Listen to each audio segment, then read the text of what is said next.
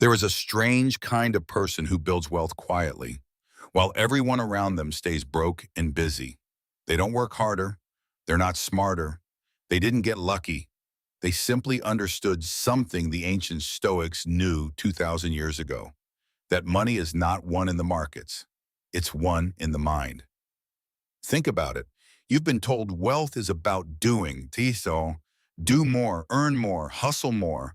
But the wealthy don't out-hustle everyone. They out-discipline them. Most people are ruled by impulse. They see something, they buy it. They feel fear, they sell. They get a windfall, they spend it. They are, in every financial decision, a leaf in the wind, blown wherever emotion takes them. The Stoic is a mountain. Storms of greed, panic, envy, and temptation crash against him. And he does not move, not because he feels nothing, but because he has trained the space between feeling and acting. And in that space is where every fortune is either built or destroyed. In this video, I'll show you the Stoic disciplines that quietly make people rich. Not theory, but the exact mental rules used by those who keep their wealth while others lose it all. The first discipline is this: master the gap between wanting something and buying it.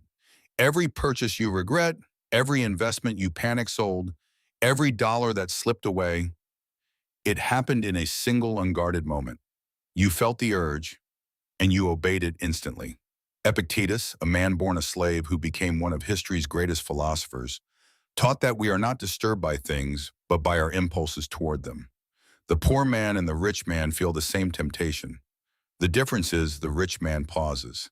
Next time you feel the pull to spend, to chase, to react to the market, stop. 3 seconds. One question. Is this me deciding, or is this the impulse deciding for me? That single pause, repeated over a lifetime, is the difference between wealth and wreckage. The second discipline: never let your net worth become your self-worth. Here is the trap that destroys people the moment they get money. They become the money. When it rises, they feel powerful. When it falls, they feel worthless. And a mind tied to the market like that will always make desperate, fearful decisions. Marcus Aurelius ruled the entire Roman Empire. He could have owned anything. Yet he wrote to himself daily that none of it was truly his, that wealth, status, and possessions were borrowed, never owned. This is why the wealthy can take risks others can't.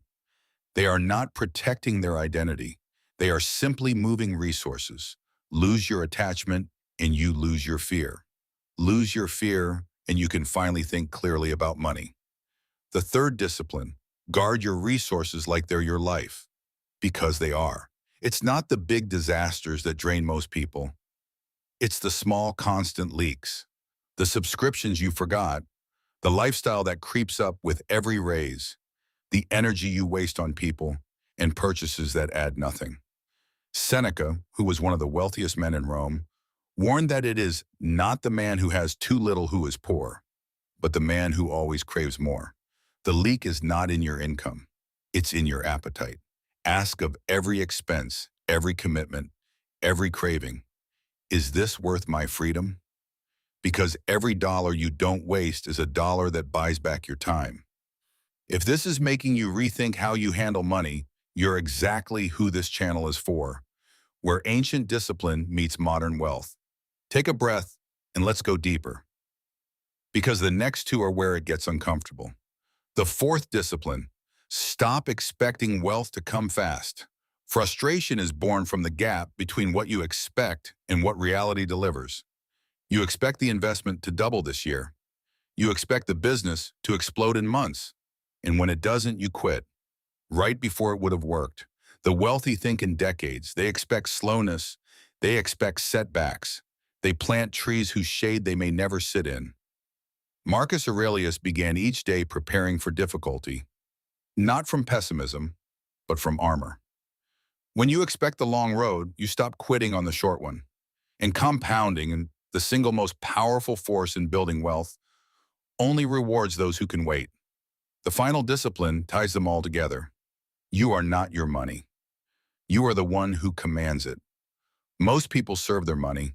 It tells them how to feel, how to act, whether their day is good or ruined. They jump into every financial emotion like jumping into a moving car, greed, panic, envy, and get carried wherever it drives them. The Stoic sits at the side of the road and watches. Greed is present. Fear is rising. Naming it creates distance. And in that distance is control. Money becomes a tool in your hand, not a master over your mind. This is the secret the wealthy rarely say out loud. They didn't get rich and then become disciplined. They became disciplined and wealth followed. You came into this video thinking wealth was about money.